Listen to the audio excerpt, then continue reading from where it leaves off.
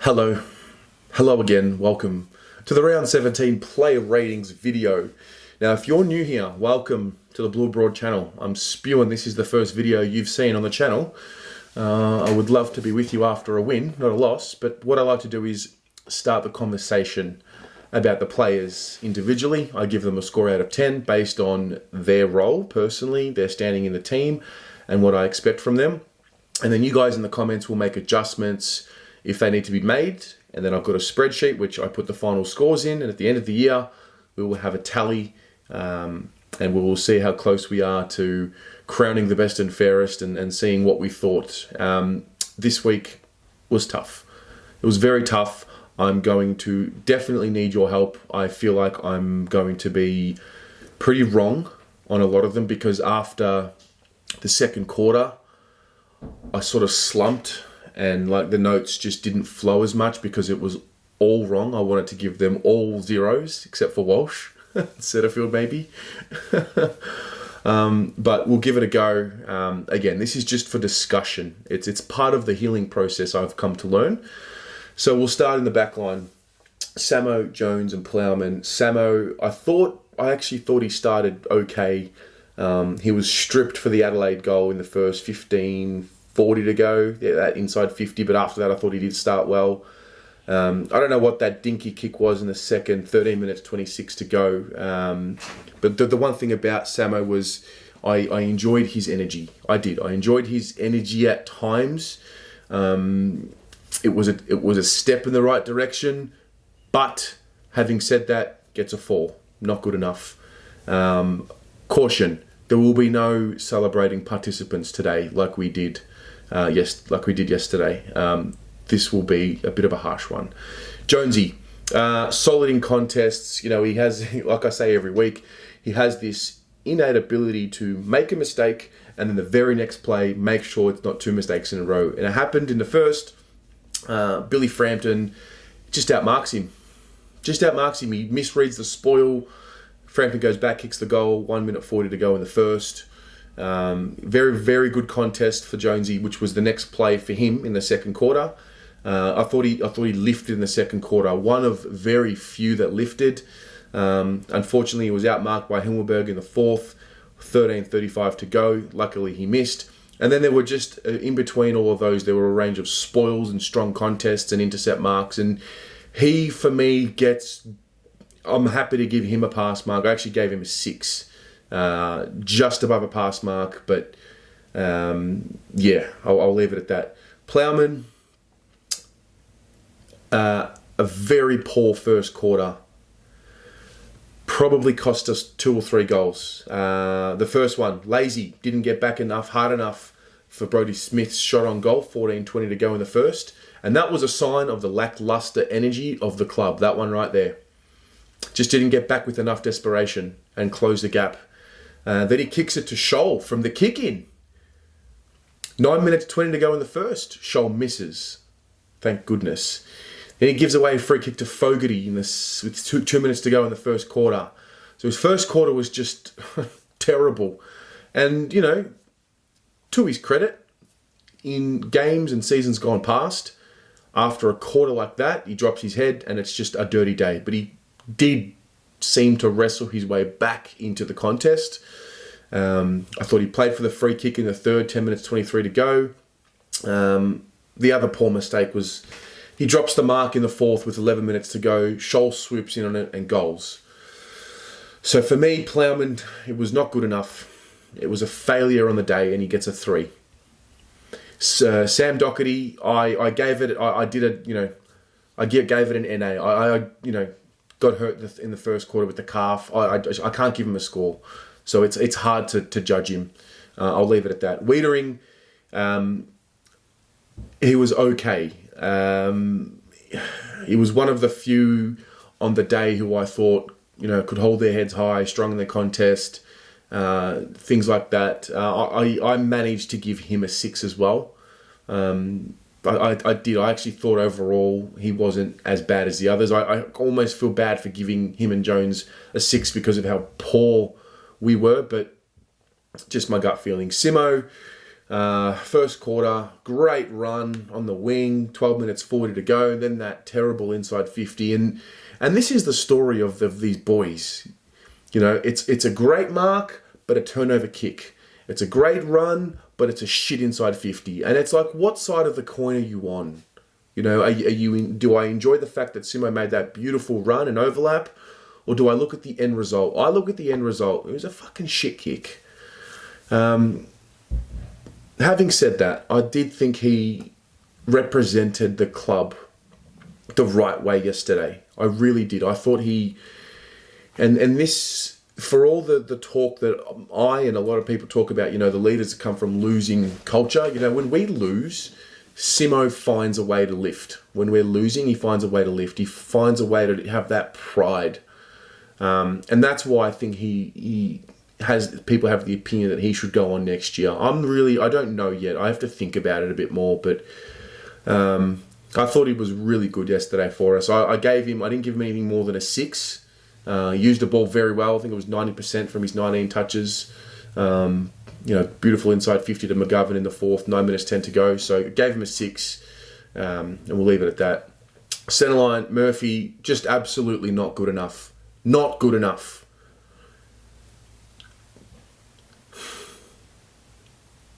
First quarter was just not there. Second quarter, that kick. 5 minutes 30 to go. Lazy execution. That's what it was. Comes off the side of the boot like a tour. It was streaming forward, and that is our class player. And listen, when he plays well, I'll find a way to give him credit. You know, I will, because I love the guy. He did have a nice kick to Cripps. 7 minutes to go on the third. This was Cripps's mark inside 50, which he missed. That was a good kick by Murph, but that was not good enough by him. That was not good enough from Murph. He's better than that. He's better than that. I gave him a 3. Cripps, he had 2 in the first. I had here in capitals, not good enough. When he was going forward, dare I say it, Gibbs was just having a field day on him. It was funny because Gibbs has done that role for us. Do you remember him doing it on Adam Goods all those years back? He has 8.5. And I noticed with him, he's always looking to the umpire. Always looking to the umpire. That miss in the third quarter, it just deflates us. Now, luckily for us, 3 minutes later, he kicks the wonderful goal. And it's probably what he needed to do to make up for it. But that's 16, and he's kicked a goal. He's tackled 5 times. I wrestled with giving him pass mark for the day. I really did. I gave it to him. I gave him a 5. But my initial thoughts were a 4. Because if I'm giving that a 5, that means I'm accepting it. And I don't think that was good enough from the captain. Particularly when the other captain goes down. Lockie O'Brien, oh my God. It couldn't have been a more disappointing return for me. For a kid who I was really, really excited to see and really keen to get around. I loved his preseason. I thought he looked sharp in the preseason. He was running on those wings, kicking those goals in the scratch matches, in the match simulation. And I thought, yes, Lockie, yes. Take that step, young man. His whole game is summed up in the second quarter. Go back and watch it. He was fucking walking and stationary with his pressure as Tom Lynch runs into a goal from 50 out. I couldn't believe what I was seeing. A guy who has struggled to get a game all year. Probably been a bit stiff. So he gets his opportunity and he gives that effort? Are you kidding me? Some people will say we're a tired club. 4 games in 14 days, 15 days. So you bring in fresh legs to help that. Lockie, what are you doing, mate? What's going on? Am I missing something here?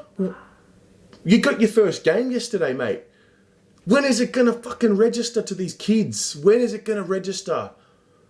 I couldn't believe... Like, he's a young kid, so you don't want to be too harsh on him, but is he here to play footy, or is he here to just sort of go through the motions? What was that effort? He's an elite runner. He looks slow, disinterested. Like, he's touted as an elite runner. He's a pick 10. Runs in the cross countries. What was that? 2. Half forward line. Gibbons, Casbolt, Nunes. Gibbons, terrible first quarter. I thought after that he lifted though. He actually lifted, and there was a move. He got up the ground a little bit more. He set up Will Setterfield for his goal in the second. 11 minutes to go. He set up Harry for his goal in the third. 8 minutes to go. Great link-up work with Fisher in that third quarter with a minute 30 to go. And he just lifted massively. And fair play to him. I'm giving him a 6. It was just above a pass mark. Well done to Gibbo. Levi, not good enough in the first. Misses that set shot in the fourth. 11 minutes 30 to go. There's literally the 2 notes I had on him. He did provide a bit of an effort in a contest around the ground, but overall, it's not good enough. He's better than that. He's played better than that. So I gave him a 4 for his game. Nunes, he didn't have a good start again. I thought he, along with Gibbons, were one of the few that lifted for us. I thought he ran pretty hard. I thought his effort was there and his endeavour was there. I thought it was thereabouts. I ended up giving him a 5. And again, think about it. Relative to his role in the team, he's not there to get us 20 and kick a goal. He's there, he gave us 14 and 7 marks. I think it might have been 6 tackles. I could have that wrong, actually. 4 tackles, my mistake. But I thought he provided an option for us around the ground with his marking ability. And I thought he did his role. I thought he played his role. So I gave him a pass mark. Full forward line. Every time I see this guy's name pop up, it just gives me anxiety. Mitch Mcgovern. I'm literally giving the same review as I gave last week.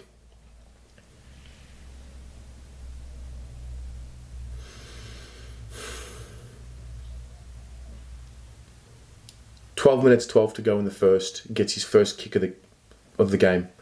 Kicks it into an Adelaide player. Turnover. He has a statless second quarter.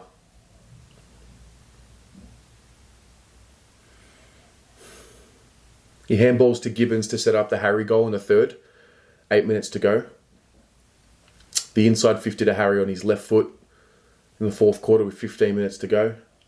Strong mark in the fourth. 9 minutes 20 to go. Goal.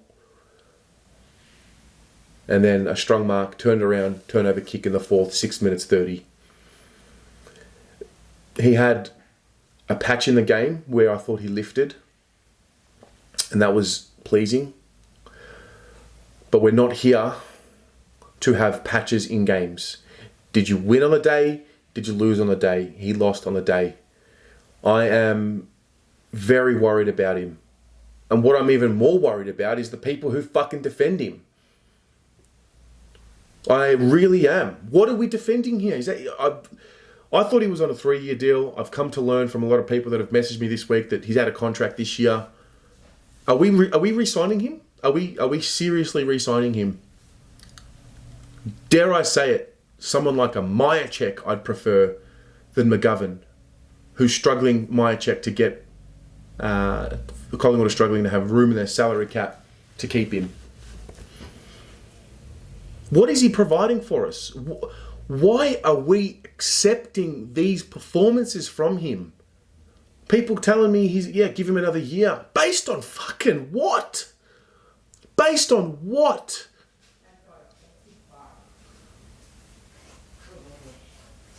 What are we rewarding here? What are we standing for here? He's not in elite condition. He doesn't play consistently enough throughout games. What are we doing here? What are we doing here? What are we doing with him? What's he doing with himself? More importantly, we've got to move the magnets and get him into the game. Fuck no! He's got to get himself into the game, just like he did in the fourth quarter. He found a way because it was getting embarrassing. Like at some point, surely within himself, he says, oh no, I've got to do something because this is actually pretty bad now. And he has his little purple patch. He's 25, 26 years old. What are we waiting for? He's a marquee signing. What are we waiting for? Why is it accepted what he's producing for us? Because of the inside 50s? Are you fucking kidding me? Where's the effort? Good players find a way. We're not here to just participate. We're here to win. Winning is the standard. And I get why we got him. Understood. Bit older. He'll help sort of Charlie and Harry with their development. He's a smart footballer. His best footy was played at Adelaide. Let's be blunt about it. And we've been with him for 2 years, and his best footy was still at Adelaide. So I don't know where to go from here. I gave him a 3. Harry, another one whose first quarter wasn't good enough. Good mark in the first quarter, 10 minutes 15. He ran around again. Ball was touched on the line. Miss. Second quarter, 4 minutes 30 to go. I don't know if he gave away a free kick or whatnot. I was screaming at the TV like, how was it not a mark? Thought it was stiff. Then he finally kicks his goal in the third. 8 minutes to go. Strong mark in the third. In the third again, 1 minute 20, goal. Again in the fourth, 14 minutes 40, goal. And he kicks another one after that. Kicks 4 for the game. I thought he did his job. I thought he well and truly did his job. You know, when we isolate him the way we did, let him play one-on-one, it's amazing what can happen. I gave him an 8. He's kicked 4 goals. I mean, individually, I'm sitting with Harry. Harry, did you do your job today? Fucking oath you did, mate. You're a forward. You're there to kick goals. So you're going to be rewarded when you do. So I gave him an 8. Eddie Betts hits the post in the first, 15:40 to go. Bit unlucky. He overcooks the kick to Casbolt in the second, 14:50 to go. Good pressure to set up the handball to Mitch, which gave Harry a goal in the fourth. Those are the 3 notes on his game. Sorry, Ed, not good enough. Gave him a 3. Followers, De Koning, Curnow, and Sam Walsh. De Koning, I loved his... You look at the first bounce. I thought, how good's this? We're on. He followed up the tap, got his own ball, clearance, inside 50. It was fantastic to see. He was pushed out by Himmelberg in the ruck contest for Himmelberg's goal, which was not good, but that's I get where he's at. I talk about Mitch Mcgovern and where he's at. I get where De Koning's at. There's going to be these bumps along the way. He's only just started playing regular footy. He has 4 touches and 9 hit-outs in the first. I thought he was good. I thought he was good enough overall. I thought Riley O'Brien taught him a bit of a lesson in the ruck craft. I really did. It was a good lesson for Tom. I gave him a pass mark for his game. I gave him a 5.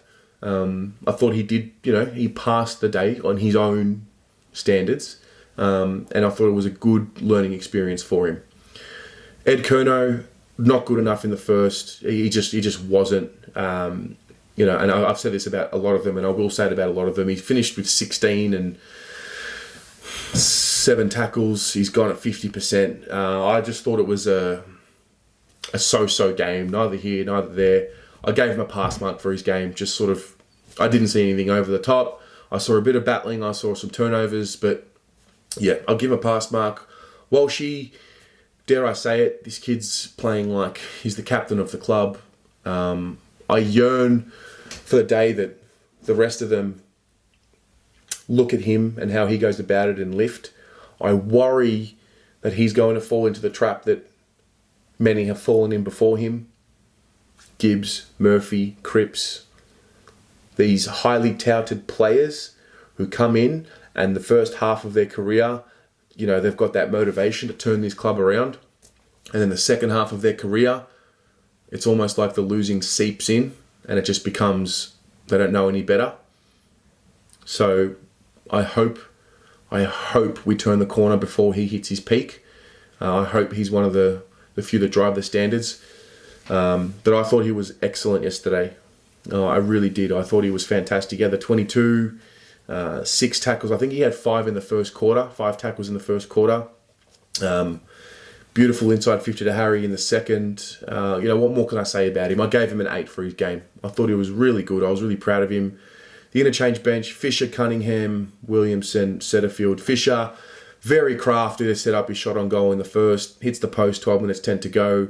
Then there was that beautiful link up with Gibbons and Walsh for Harry's goal.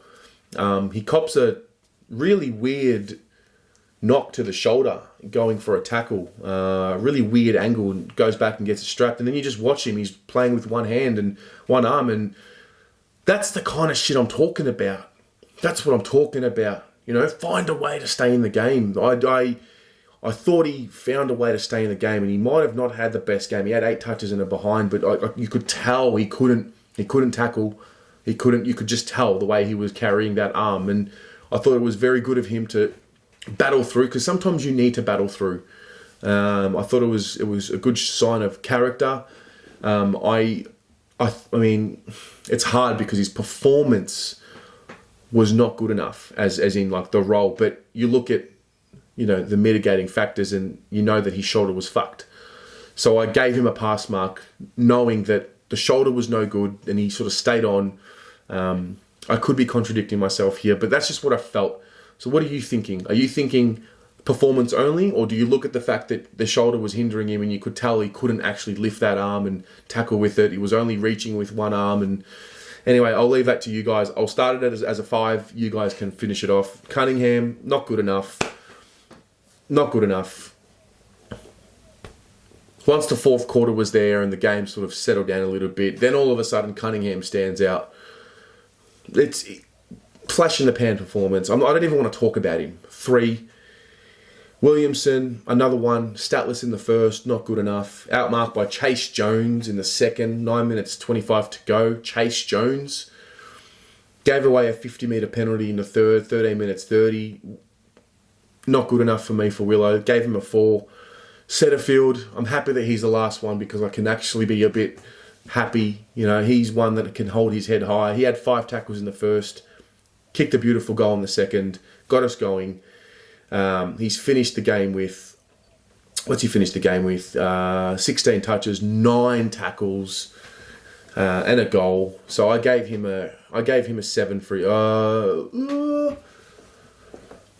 gave him an 8 for his game. I gave him an 8 for his game. He's one that can hold his head high with Walshy, maybe Jones and Wiedering, and that's it, guys. I mean, so tough. It's so tough to get around these boys when they play like that. And you know me, guys have been watching me for a while now. You know how much I love these boys and want to get around them. And I hate doing player ratings videos like this. I'll always do them. I'll always show up. But I hate doing them like this because they let themselves down. Don't worry about the fans. They let themselves down. And then I wonder, do they even care that they let themselves down? Do they have that pride? Anyway, enough of the ranting. Stay tuned tonight. We've got the show, 7 p.m. Looking forward to it. We'll dissect it a bit more. And with that, have a great week. Love you guys. Go the Mighty Blues.